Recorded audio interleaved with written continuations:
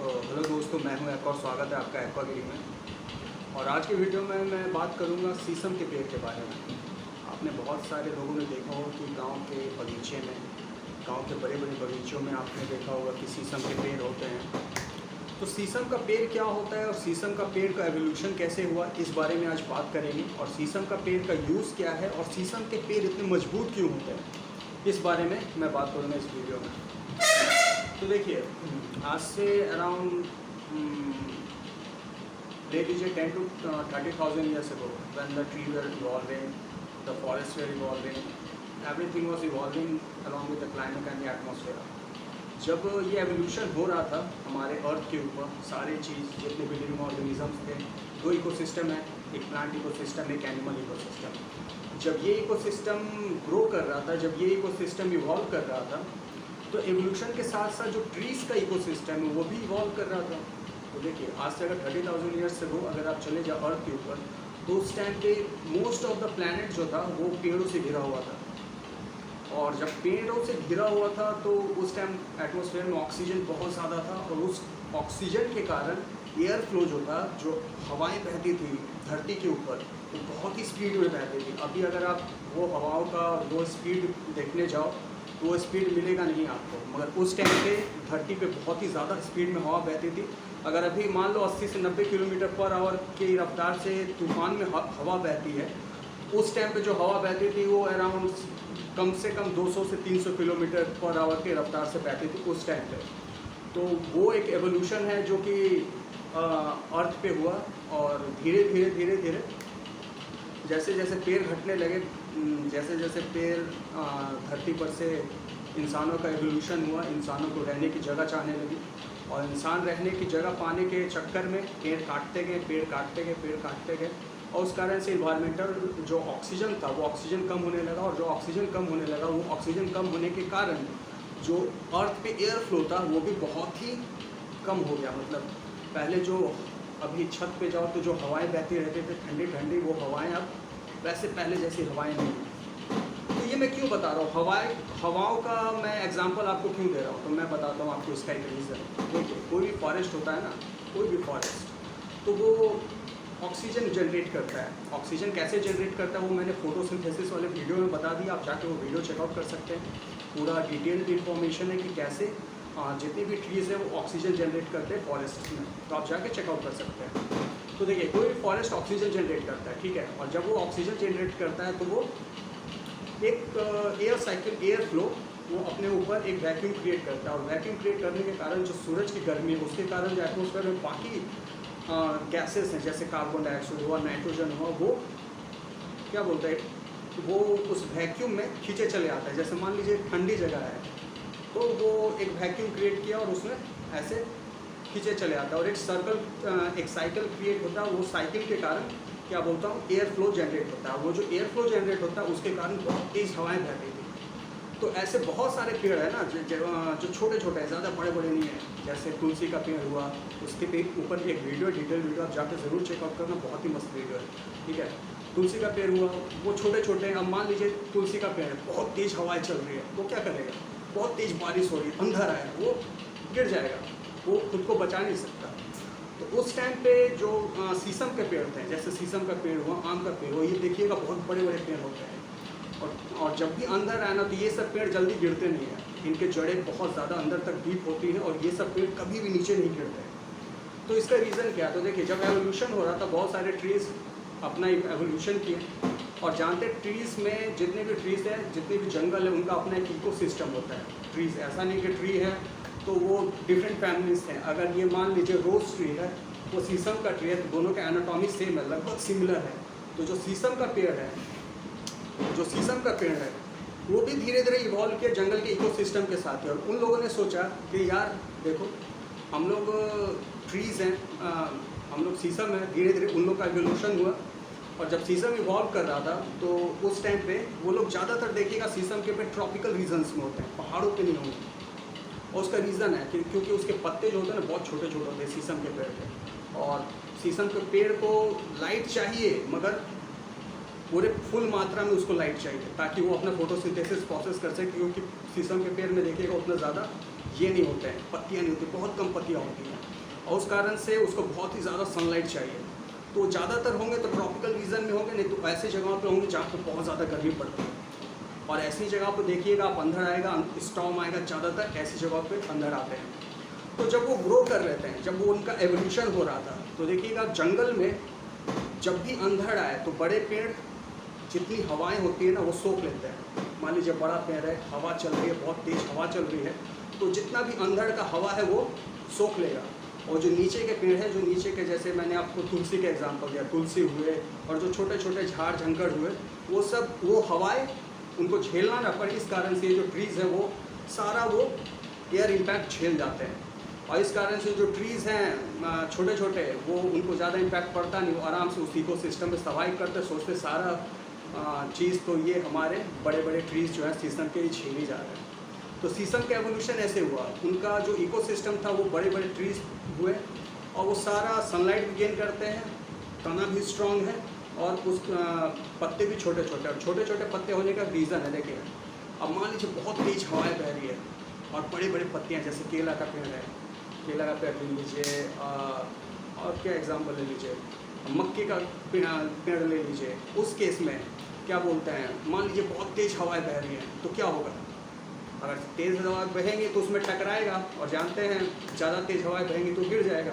तो इस कारण से उन्होंने अपना एवोल्यूशन ऐसे किया कि उसके पत्ते जो थे बहुत छोटे छोटे थे, और वो जब भी अंधड़ आए, पानी आए, उस केस में वो पानी पूरा नीचे गिर जाता है, पेड़ वैसे सर्वाइव करता है, ठंडा रहता है, और वो जो पत्ते होते हैं उसके ऊपर भी होते डस्ट नहीं लगते, और हवाएं भी पेड़ को छू के चली जाती है, और उनका कोई इफेक्ट नहीं पड़ता, उनका जड़ जस के तस रहता है, क्योंकि उनके जो तने होते हैं वो बहुत ज़्यादा मजबूत होते हैं। अब देखिए उनका एवोल्यूशन कैसा है। देखिए ट्रॉपिकल रीजन, कोई भी ट्रॉपिकल रीजन उठा के देख लीजिए। अब ट्रॉपिकल रीजन में जाइएगा तो मैंने बोला कि उनका कोई भी शीशम का पेड़ है तो एक इकोसिस्टम बनाता। मान लीजिए ये जंगल है, बहुत आज से 10,000 साल पहले एक जंगल है जिसमें शीशम का पेड़ है, तो नीचे बाकी पेड़ भी तो उगेंगे, उसके पत्ते गिर रहे, सब कुछ गिर रहे, वो बहुत ज़्यादा उपजाऊ हो रहा, कहीं से सीड आया गिरा, तो जितने भी छोटे छोटे झंकार है वो अपना उसमें खाना बनाते हैं, और वो अपना ऐसे ग्रो करते हैं।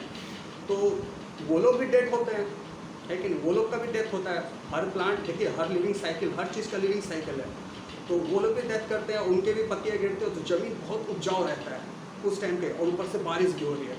तो उस केस में ये लोग सोचें कि देखो अगर हम रेन फॉरेस्ट में रह रहे हैं, हमें मैक्सिमम अमाउंट सनलाइट चाहिए, थोड़े से लंबे हो जाते हैं, तो उन लोगों ने एवोल्यूशन ऐसा किया ना कि वो लोग थोड़े लंबे हो गए, ठीक है। जो क्या बोलते हैं, शीशम के पेड़ है, एवोल्यूशन के कारण कि सनलाइट हम लोग को ज़्यादा चाहिए, हमारे पत्ते छोटे छोटे हैं, और इसमें अगर कम सनलाइट मिलेगा तो हम खाना नहीं बना पाएंगे, फोटोसिंथेसिस नहीं कर पाएंगे। फोटोसिंथेसिस कैसे होता है उसके लिए मैंने एक वीडियो बना दिया, आप जाकर चेकआउट कर सकते हैं, पूरा प्रोसेस पता है, आपको पता चल जाएगा फोटोसिंथेसिस प्रोसेस का, कि प्लांट मेटाबॉलिज्म करके खाना अपना कैसे बनाती है। चेकआउट ज़रूर कीजिएगा एक बार जाकर, तो हम खाना नहीं बना पाएंगे। तो उन लोगों ने अपने आप को जेनेटिकली ऐसे मॉडिफाई किया कि वो लोग लंबे लंबे हो गए। लंबे लंबे होने के कारण वो मैक्सिमम सनलाइट झेलने लगे, मैक्सिमम सनलाइट झेल रहे थे। तो अब जितना भी धूप गिर रहा है, मान लीजिए ट्रॉपिकल रीजन है, तो जितना भी धूप, अचानक से धूप आया, ऐसा थोड़ी है ट्रॉपिकल रीजन में हमेशा बारिश ही होती रहती है, कम बारिश भी होता है, धूप भी निकलती है। जब धूप निकला तो जितना भी मिनरल्स था ज़मीन से उन लोगों ने एब्जॉर्ब कर लिया, जितना भी मिनरल्स था ज़मीन से उन लोगों ने एब्जॉर्ब कर लिया, और अपना फोटोसिंथेसिस प्रोसेस किया और खाना बनाया, ठीक है। अब इसी इकोसिस्टम में, अब मैंने आपको बता दिया, इसी कारण से शीशम के पेड़ इतने लंबे होते हैं, और मजबूत इसीलिए होते हैं क्योंकि ये ज़मीन से, रूट से बहुत ही ज़्यादा मिनरल्स, कोई भी ट्रॉपिकल फॉरेस्ट का आप ज़मीन अगर देखो तो बहुत ही ज़्यादा उपजाऊ होता है, और इसी उपजाऊ होने के कारण उसका जो तना होता है वो ज़्यादा से ज़्यादा कार्बोहाइड्रेट्स एब्जॉर्ब करके बहुत ही मजबूत होता है। तो जो शीशम के पेड़ देखिएगा जिससे हम लोग फलन बनाते हैं, चेयर्स बनाते हैं, फर्नीचर्स बनाते हैं, वो बहुत ही ज़्यादा मजबूत बनता है, बस इसी कारण से, क्योंकि वो एक ऐसा प्लांट वो इवॉल्व किया है कि नेचुरली वो बहुत ही ज़्यादा मजबूत होता है, समझे। और अब आप पूछेगा कि सर अभी शीशम का पेड़ का क्या है। देखिए अभी शीशम का पेड़ वैसा नहीं, अभी अगर आप ट्रॉपिकल जंगल्स में जाएंगे तो आपको शीशम का पेड़ मिल जाएगा, मगर उस केस में नहीं मिलेगा, वैसा नहीं मिलेगा जो आज से 10,000 साल पहले था। मिलेगा, अभी मिलेगा। मान लीजिए आप किसी गांव पे जाओगे तो गांव के मान लीजिए कोई खेत है जो थोड़े से मतलब किसी का बहुत अमीर आदमी है, किसी का 5 कट्टा खेत बचा हुआ, उसमें शीशम के पेड़ लगा दिया, 20 साल बाद आराम से उसको काटेंगे और उसको ग्रो करके खाएंगे। समझ रहे कि नहीं? तो वैसे जगहों पे आपको शीशम के पेड़ मिलेगा उससे फर्नीचर्स बनाने के लिए, क्योंकि उनका एवोल्यूशन इतना ज़्यादा अच्छा से हुआ है शीशम के पेड़ों का, और वो इतने ज़्यादा टफ हैं, इतने ज़्यादा मजबूत हैं कि उनका बनाया हुआ कोई भी चीज़ बहुत दिन तक टिकता है। और मिनरल्स होने के कारण उनका एक क्या बोलते हैं, इम्यून सिस्टम भी उनमें डेवलप हुआ। देखिए इम्यून सिस्टम क्या होता है, डिफेंस मैकेनिज्म, इसके ऊपर भी वीडियो आप चेकआउट कर लीजिएगा। और इम्यून सिस्टम क्या होता ऐसा डेवलप हुआ, मिनरल्स हैं बॉडी में, मिनरल्स है, कार्बोहाइड्रेट है, सब कुछ है। तो पहला तो मान लीजिए कोई कीड़ा जाएगा तो वो खा नहीं सकता, वो तना को उसको खा नहीं सकेगा वो, ठीक है। दूसरा उसके जो पार्ट्स होते हैं, उसके जो छाल होते हैं, वो छाल भी बहुत मजबूत है, उसमें भी बकरियाँ उसको खा नहीं सकती, वो सब नहीं खा सकते, ठीक है। तो वो भी एक अलग चीज़ है, वो भी मतलब वो बहुत ज़्यादा स्ट्रॉन्ग है, उस कारण से वो स्ट्रॉन्ग बना। और पत्ते इतने ऊपर होते हैं कि बकरी गाय वो लोग देख के बोलेगी मो ये क्या, मैं नहीं खाऊंगी उस पत्ते को, समझ रहे हैं ना। तो वो रीज़न है तो वो रीज़न है कि शीशम के पेड़ इतने ज़्यादा मजबूत होते हैं। और अब पूछेगा कि सर शीशम के जो पेड़ होते हैं वो अभी यूज़ हमें आते हैं। देखिए अभी का यूज़ और पहले का यूज़ बहुत अलग है। पहले जो इकोसिस्टम में वो सर्वाइव करते थे, जो इकोसिस्टम वो क्रिएट करते थे, अभी भी आप ट्रॉपिकल फॉरेस्ट में जाएंगे तो जंगल्स वैसे मिल जाएंगे जहाँ पे आपको शीशम के बड़े बड़े पेड़ मिलेंगे, मगर नेचुरल इन्वायरमेंट है जहाँ को वो ऐसे ग्रो करते हैं। मगर इस इन्वायरमेंट में क्या बोलते हैं, जिसमें उसको ग्रो किया जाता है आर्टिफिशियली, जो आर्टिफिशियल इन्वायरमेंट है वहाँ पे उनका थोड़ा सा दिक्कत हो जाता है, मतलब उनको वो मिनरल्स नहीं मिल पाते। अब मान लीजिए कोई ट्रॉपिकल प्लांट है, उसको उठा के आप ले आइएगा गांव पे या घर पे लगा दिए, तो उसका एक इन्वायरमेंट है ना, उसको इतना टेम्परेचर चाहिए, वो वैसे ही इवॉल्व किया है, इतना टेम्परेचर चाहिए, इतना रेनफॉल चाहिए, इतना उसको मिनरल्स में ये सब खाद क्या बोलते हैं, कितना मिनरल्स होना चाहिए उसके सॉइल में ताकि वो अच्छे से ग्रो कर सके। अब उसको उठा के आप ले आइएगा इधर क्या बोलते हैं घर के गार्डन में, तो वो वैसे इवॉल्व नहीं कर पाएगा ना, वैसे ग्रो नहीं कर पाएगा। तो स्ट्रांग होते हैं क्योंकि उनका जेनेटिकल आइडेंटिटी और जेनेटिकल कोडिंग ऐसा है कि वो टाइम के साथ इवॉल्व किए हैं और वो बहुत ज़्यादा स्ट्रांग हो गए हैं, समझे कि नहीं। मगर जो नेचुरल इन्वायरमेंट में, नेचुरल एटमॉस्फेयर में जो ट्रीज डेवलप किए हैं, जो एवोल्यूशन किए हैं, वो आपको क्या बोलते हैं घर के गार्डन में लगाए हुए शीशम में नहीं मिलेगा, ठीक है। अब पूछेगा सर कि शीशम का बस इतना ही यूज़ है? नहीं, शीशम देखिए और भी इकोसिस्टम क्रिएट करता है। अब मान लीजिए जंगल में शीशम का पेड़ है, तो उस पर ऐसा नहीं है ना कि बस उसमें पत्तियाँ होती है, वो पत्तियाँ गिरती है, वो फोटोसिंथेसिस करता वगैरह। उस पर देखिएगा चिड़ियों का घोंसला भी होता है। और मान लीजिए सुबह के टाइम पे आप किसी जंगल में जाइए, ट्रॉपिकल फॉरेस्ट में, सुबह के मान लीजिए 5 बज रहे, हल्की भीगी से बारिश हो रही है और आप जंगल के अंदर जा रहे हैं, भीगी भीगी सी बारिश हो रही है और उस टाइम चिड़ियाँ चहचहा रही हैं, तो और जंगल का माहौल एकदम ठंडा है, मस्त है, तो ऐसा लगे ना कि आप जन्नत में आ गए। तो वो एक इकोसिस्टम क्रिएट करता है शीशम का पेड़। क्योंकि अगर छोटे पेड़ों पे अगर जो चिड़ियाँ हैं, बर्ड्स हैं, वो अपने घोंसले बना लेंगी तो स्नेक्स हैं, बाकी जानवर वो चिड़ियों को नुकसान पहुंचा सकते हैं। इसलिए वो क्या बोलते हैं, बड़े बड़े पेड़ों पे अपना जाके नेस्ट बनाती है और नेस्ट बना के उस पर रहती हैं और अपना बच्चे पालती हैं और अपने मस्त रहती है शीशम के इन्वायरमेंट में। अब ऐसा नहीं कि उनका ज़रूरत नहीं है। अब देखिए बहुत सारे नीचे जो प्लांट्स हैं उन लोग में भी सीड होता है। अब देखिएगा हर चिड़िया ये नहीं खाती, कीड़े नहीं खाती, कुछ चिड़ियाँ क्या बोलते हैं सीड्स खाती है। अब वो चिड़िया सीड्स खा रही है, सीड्स में क्या होता है, सीड्स में तो प्रोटीन होता है और बहुत सारे सीड्स होते हैं ना जो डाइजेस्ट नहीं करते हैं चिड़ियों को, वो अंदर जाते हैं, वो एक्सक्रीट करते हैं, वो चिड़िया कहीं कहीं जाके पॉटी करती है और वो नए नए ट्रीज उगते हैं। तो वो एक तरीके से इकोसिस्टम को सपोर्ट करते हैं, ठीक है। तो ये इकोसिस्टम भी जो शीशम का पेड़ है वो ट्रॉपिकल नेचुरल क्लाइमेट में, नेचुरल एटमॉस्फेयर में ऐसा एटमॉस्फेयर भी क्रिएट करता है, ठीक है। तो यही मेरा एक भाई था जो कि यहाँ से है, क्या बोलते हैं मेघालय से, नहीं मेघालय से नहीं, त्रिपुरा से है, सॉरी त्रिपुरा से है वो। तो त्रिपुरा से वो पूछा कि सर इधर मैं तो बहुत शीशम के पेड़ देखता हूँ, टीक के, सागवान के, आप बता सकते हैं कि इतने इधर होते क्यों हैं। तो मैं बोला कि मैं इस पर एक वीडियो बना दूंगा। तो ये वीडियो मैं उसी भाई के लिए बना रहा हूँ। तो हो सके आपको ये वीडियो पसंद आया हो, और अगर आपको ये वीडियो पसंद आए तो प्लीज़ इस वीडियो को लाइक ज़रूर करके जाना आज की वीडियो में बस इतना ही। और क्या बोलते हैं, अगर आप मेरे चैनल पे नए हो तो प्लीज़ इस चैनल को सब्सक्राइब ज़रूर कर देना। और मेरा एक इंस्टाग्राम भी चैनल है, एक जाके इंस्टाग्राम चैनल चेकआउट कर लो। अगर आप डेस्कटॉप पे हैं तो मेरे इंस्टाग्राम का लिंक आपको ऊपर मिल जाएगा, ऐसे क्लिक करना वो मिल जाएगा।